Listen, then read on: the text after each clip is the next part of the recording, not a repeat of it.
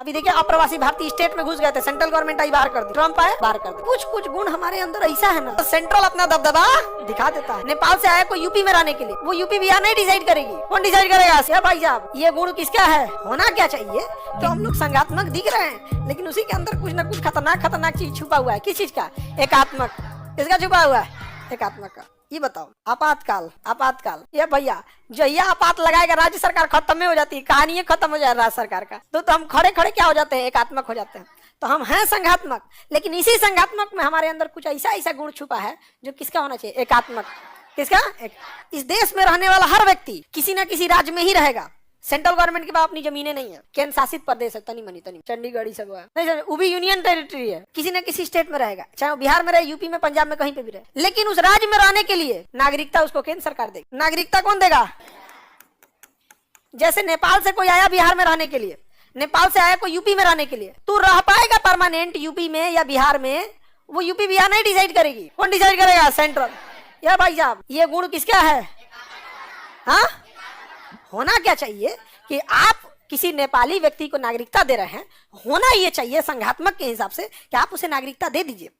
उसके बाद उस नागरिकता का पेपर स्टेट गवर्नमेंट को दीजिए, बिहार सरकार। क्या आप इसे एक्सेप्ट कर रहे हैं? अब बिहार सरकार करे तब उसको दोबारा एक्सेप्ट करे, दोहरी नागरिकता, एक बार सेंट्रल से अप्रूवल, एक बार स्टेट से अप्रूवल। बिहार सरकार कहेगा कि अरे भाई साहब हमारा इतना कंजेशन है, इतना छोटी जनसंख्या, कुछ है ही नहीं है यहाँ इंडस्ट्रीज के नाम पे, आप यूपी में बसा दीजिए ना, बड़ा एरिया इंडस्ट्री दुनिया भर का है। तब वो कहाँ भेजा जाएगा? यूपी में। पता चला दोनों नहीं किया था, सेंट्रल गवर्नमेंट हाथ जोड़ देगी, ना रख तो जा। अमेरिका में ऐसा होता है, अमेरिका में ऐसा होता है। अभी देखिए अप्रवासी भारतीय स्टेट में घुस गए थे, सेंट्रल गवर्नमेंट आई बाहर कर दी, सेंट्रल गवर्नमेंट बाहर कर दी, ट्रम्प आए बाहर कर दिए ना। कोई दिक्कत? तो यूएसए संघात्मक है या नहीं? वो कंप्लीट संघात्मक है। हम लोग भी संघात्मक हैं, लेकिन कुछ कुछ गुण हमारे अंदर ऐसा है ना जो किस चीज का है?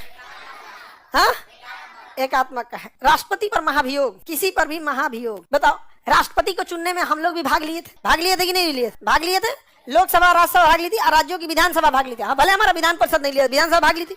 हमने चुन के राष्ट्रपति को भेजा, और राष्ट्रपति कुछ गड़बड़ किया तो ऊपर हटा दिया सब। हम लोग पूछे हमारे राष्ट्रपति, वो हटा दिए लोग, महाभियोग लगा दिए। पता नहीं है क्या तुमको? क्लास नहीं किया, फाउंडेशन क्लास, जाओ खान सर के पास, भेज देंगे। किसके पास? हमारे पास। अरे हम क्लास कराएंगे। हम कहने के लिए संघात्मक है, 80% क्या है? संघात्मक, लेकिन 20% एकात्मक। मतलब सेंट्रल अपना दबदबा दिखा देता है, सेंट्रल अपना दबदबा दिखा दे रहा है कि नहीं दिखा दे रहा है? तो ये हो गया आपका एकात्मक। क्या होता है कि जब स्टेट गवर्नमेंट को आप कोई पावर न दे, सारा पावर सेंट्रल को दे दे, तो स्टेट गवर्नमेंट होता है। ये छोटे देशों में संभव है, बड़ी जनसंख्या वाले देश में पॉसिबल ही नहीं है, क्योंकि वहाँ पे कल्चर, भाषा, खाना पीना सब अलग हो जाएगा। इसी कारण भारत को संघात्मक फेडरल गवर्नमेंट बनाया गया, जिसमें सेंट्रल गवर्नमेंट को मुख्य मुद्दे दिए गए और ज्यादा शक्तियां दी गई, और स्टेट गवर्नमेंट को कभी भाषा के आधार पर, कभी कल्चर के आधार पर, कभी जनजाति के आधार पर अलग अलग स्टेट समय के साथ बढ़ते गए।